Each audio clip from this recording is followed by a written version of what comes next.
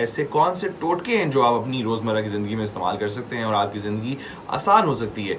अगर आपका रिमोट काम नहीं कर रहा, रिमोट के सेल वीक हो चुके हैं, तो सेल निकाल के आपने हल्के से थोड़े से उनको चबाना है, हल्का सा च्यू करना है। दबाएंगे तो वो सेल के अंदर जो एनर्जी है वो वापस आ जाएगी और वापस डालें, आप ट्राई करके देखें, बिल्कुल आपका रिमोट जो है वो चलेगा।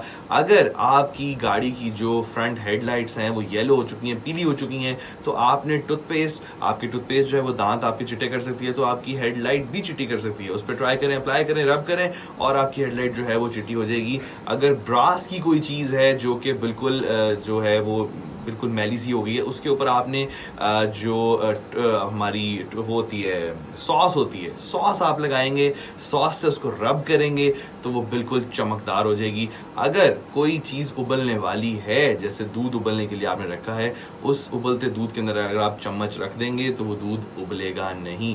कैसी बात है, ज़बरदस्त। आपकी ज़िंदगी बचाने वाले देसी लाइफ हैक्स आपको आज दे रहे हैं। सो हमारे साथ रहेंगे, जुड़े रहेंगे, स्टे ट्यून्ड, तो आपको और भी लाइफ हैक्स देंगे।